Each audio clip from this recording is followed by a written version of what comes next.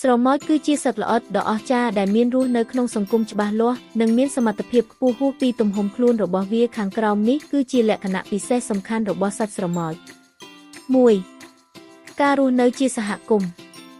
ស្រមោចមិនរស់នៅម្នាក់ឯងទេពួកវាមានការបែងចែកឋានៈនិងតួនាទីគ្នាយ៉ាងច្បាស់លាស់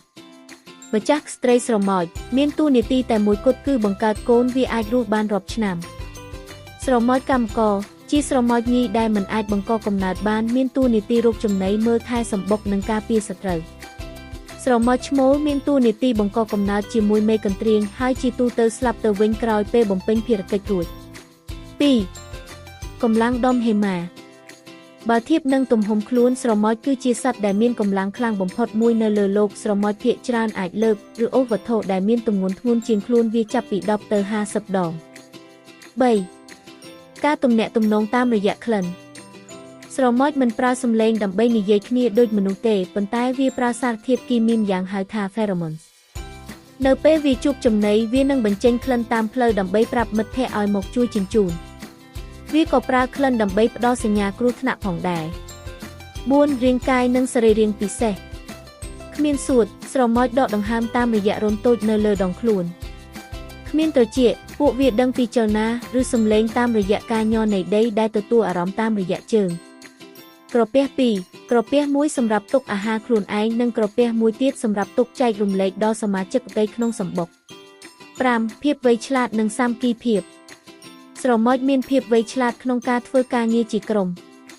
ពួកវាអាចសាងសង់ស្ពានដោយប្រើខ្លួនឯងតម្រៀបគ្នាដើម្បីឲ្យសមាជិកផ្ទៃដើរឆ្លងស្រមោចខ្លះមានជំនាញគឺធ្វើកសិកម្មក៏ដូចជាការចិញ្ចឹមសត្វល្អិតតូចដើម្បីយកទឹកផ្អែមនិងក៏ធ្វើសង្គ្រាមការពារទឹកដីចំណេះដឹងបន្ថែមគេប៉ាន់ស្មានថាមានស្រមោចជាង12,000 ប្រភេទនៅលើពិភពលោកហើយបើគេយកទម្ងន់ស្រមោចទាំងអស់លើលោកមកបុកបញ្ចូលគ្នាវាអាចស្មើនឹងទម្ងន់របស់មនុស្សជាតិទាំងមូលពិតណាស់ស្រមោចក៏ត្រូវការសម្រាកនិងដេកលក់ដូចសត្វផ្សេងទៀតដែរប៉ុន្តែរបៀបនៃការដេករបស់ពួកវាប្លែកពីមនុស្សយើងខ្លាំងណាស់ 1. ស្រមោចកម្មករស្រមោចកម្មករមិនដេកម្ដងរាប់ម៉ោងដូចយើងទេពួកវាដេកក្នុងលក្ខណៈដេកមួយភាំងក្នុងមួយថ្ងៃស្រមោចកម្មករអាចដេកប្រហែល250ដងការដេកម្ដងមានរយៈពេលខ្លីបំផុតគឺប្រហែលតែ1នាទីប៉ុណ្ណោះ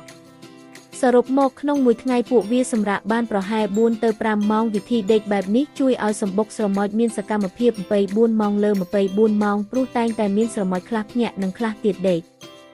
2. ម្ចាស់ស្ត្រីស្រមោចក្នុងការដេកច្រើនជាងគេរហូតដល់5-4ម៉ោងក្នុងមួយថ្ងៃ